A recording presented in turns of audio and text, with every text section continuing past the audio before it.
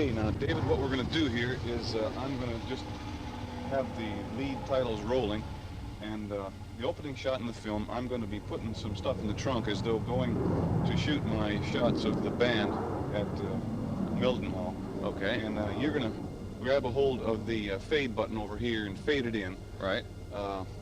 As when I say let her rip, okay? Okay. So that's going to be the opening shot, a fade in on me putting junk in the trunk, and just keep shooting as long as, and then until I tell you to stop. Okay? I got to set this thing up here. Him on and him on. And him on run lock. And then the remote mic should let her go. Okay. Adjust this mic here and get him close in. How about your wireless mic? That'll be starting the camera. Not to be turned on? That will operate the camera when I turn that on. Okay? Now, put that fade button to fade out. Ready? Yep. Fade her in. Oh boy, oh boy, oh boy. There we go. Stereo here.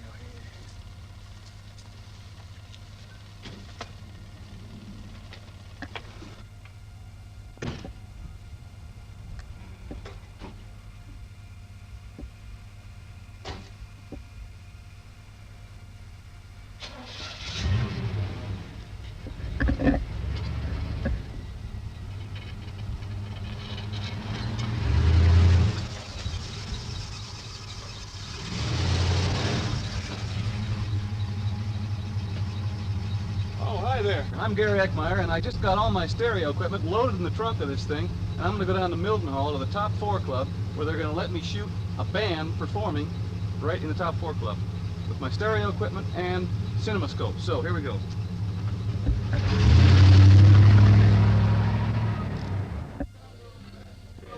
Okay, this is going to be Bob Leach and Lee Leach and the band here in the Top 4 Club at Mildenhall. Bob, Lee, here we go. Whiskey River, take my mind. Don't let it over me. Whiskey River, don't cry. You're all I've got, take care of me. I'm drowning in a whiskey river, putting my memories, my memories on your soul.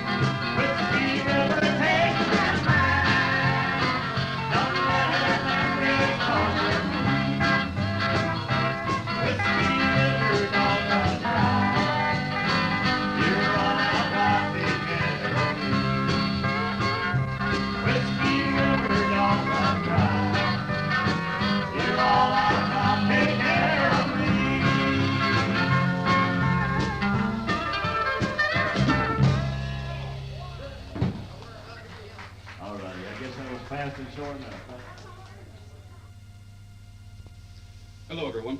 This is a short demo film on my latest methods of producing in stereo. In particular, I want to show you the Cresta full coder and how it's incorporated in a complete filming system from original shooting to the final mixdown on stripe. I'm shooting this film with my Sankyo XL620 with a Kodak sound cartridge and using the flash contact to record pulses on the Uher CR134 stereo cassette recorder. The microphone is the Sony one-piece stereo electret. For comparison purposes, the music that you're listening to right now in the background is being recorded through the speakers of my stereo system by this microphone so that you can tell the difference in the character and the quality of the sound when we switch over from mono to stereo. Okay, at this point in the final resolve of the film, I crossfade from mono to stereo, and now my voice as well as the beautiful music that you hear in the background, is being recorded in full stereophonic sound. Now let's go into the film room, and I'm going to transfer all these soundtracks to full coat on the Cresta. A brief word before we actually begin the editing process. You know, when we were working in mono, it was actually quite easy. You could edit on full coat, then build up to 3 mono soundtracks in sync with each other on 1/4-inch tape, along with a sync pulse on the 4th track on a machine like the TAC. When stereo came along, these problems were obviously compounded in being able to do multiple track mixdowns. Also, until some of these pieces of equipment came together for me, I had not yet shot live stereophonic sound. I've been working in stereo for a couple of years now by shooting a mono soundtrack and then mixing that with a wild stereo music track. What this film is about is not only the ability to shoot live stereophonic sound, but also, once again, to be able to do multiple track mixdowns in tight sync in stereo. But the first thing that we need to do is to be able to get that stereo signal on full coat. This is the Cresta Full Coater, a modified Philips 4420 stereo recorder that will slave itself to any digital pulse and also to any projector on the market without need for a reed switch being installed. The sync box on the right of the unit holds the sockets for 2 different kinds of pulse input and output. On the front are the selector for projector frame reader, tape pulse, or normal operation. Below it, the speed control knob for 18 or 24 frames, fixed or controlled. The sync lights and control. The slip sync buttons. And the auto start system.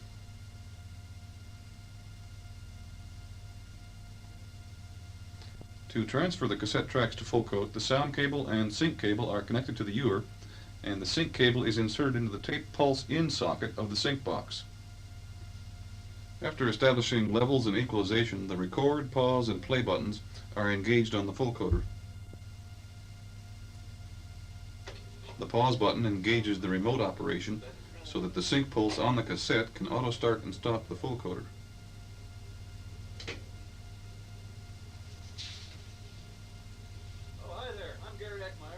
To establish sync, the speed control knob is rotated until the 2 lights illuminate equally. The entire cassette can then be resolved automatically, recording only those sections during which the camera was running. After the track is resolved to full coat, it is edited in a normal manner, here on the Super 8 Sound vertical editing bench with precision unitized synchronizer.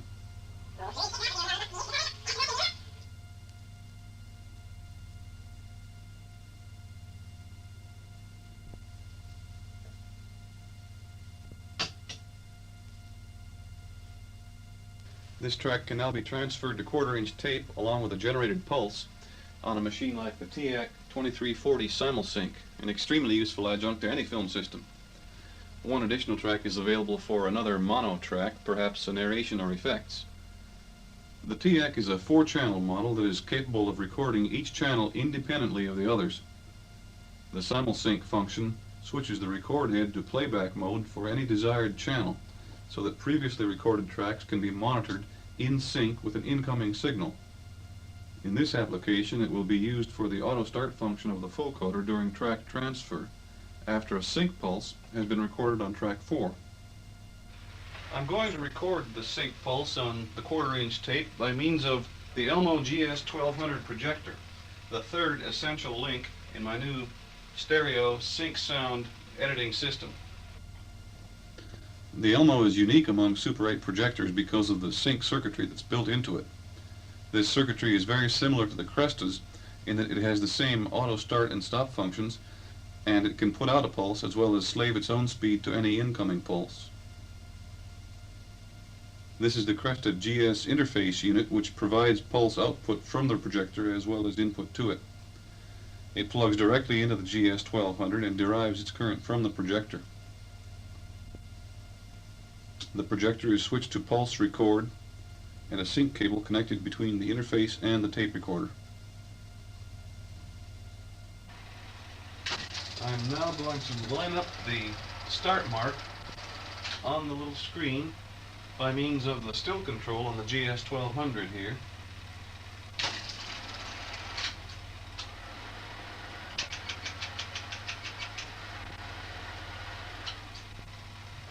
I'm then going to engage the recording control on the TAC,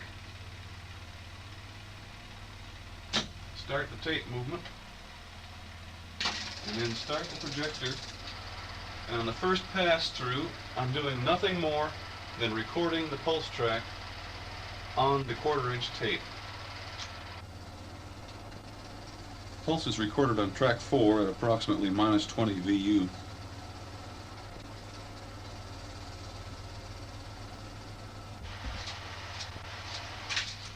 When the film comes to an end, I'm going to stop the projector, and that stops recording the sync pulse.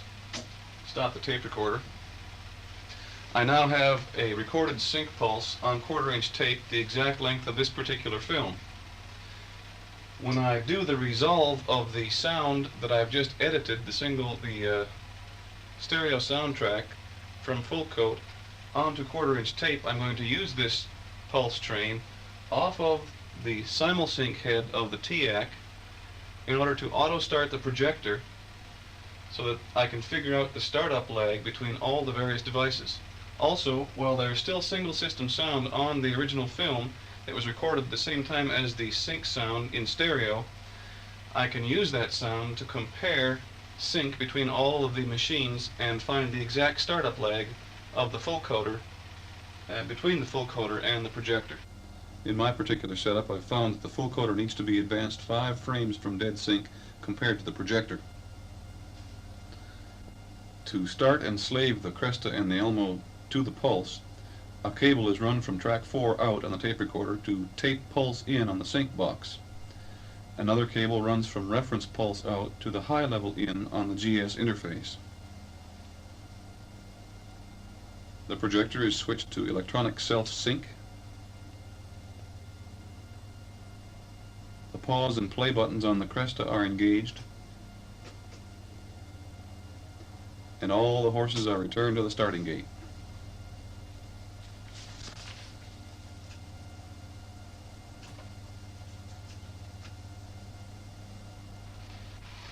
So after you've lined up the sync start points on all the various pieces of equipment, you can just straight transfer the sound from the stereo full coat to the TAC by letting the TAC auto start everybody.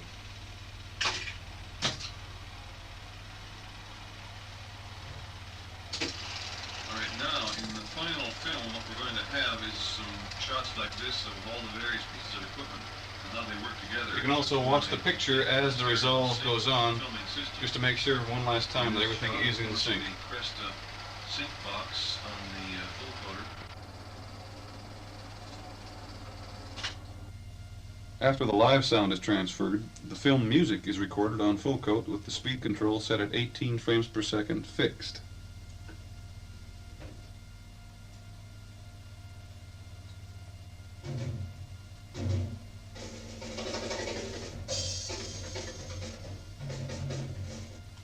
The music track is then laid in tight sync with the visuals on the editing bench.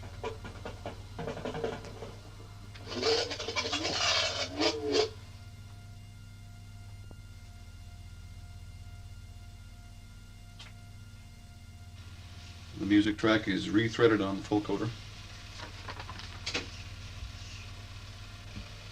and all the sound cables are connected.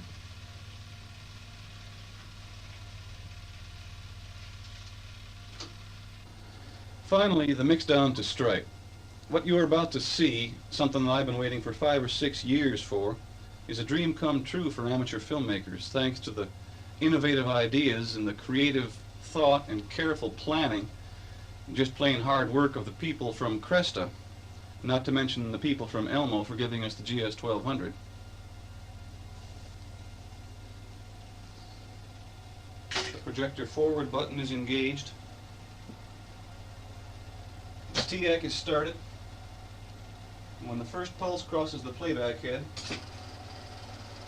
both the full coder and the projector auto start automatically and run in sync with the 1/4 inch tape for the entire length of the film. Illustrate this more clearly. Stop the TAC, both the projector and the Cresta auto stop. Start the TAC again, projector and Cresta run in sync.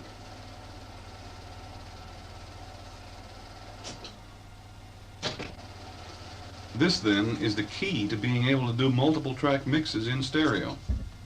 Because both the projector and the full coder can auto start and slave themselves to the same sync signal on the 1/4 inch tape, I have 1, 2, 3 tracks available on tape and 1, 2 tracks available on full coat that I can mix down to one master stereo track right on the film itself.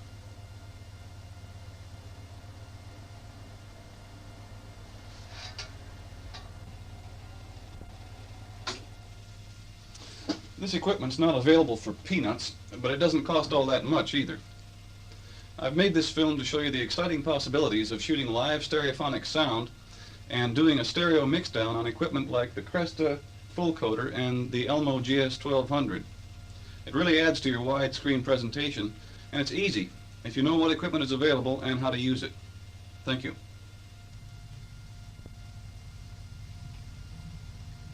I am now in Brentwood, and this is the Brentwood Drum Corps, and we're going to hear some pretty fantastic sounds, so here we go.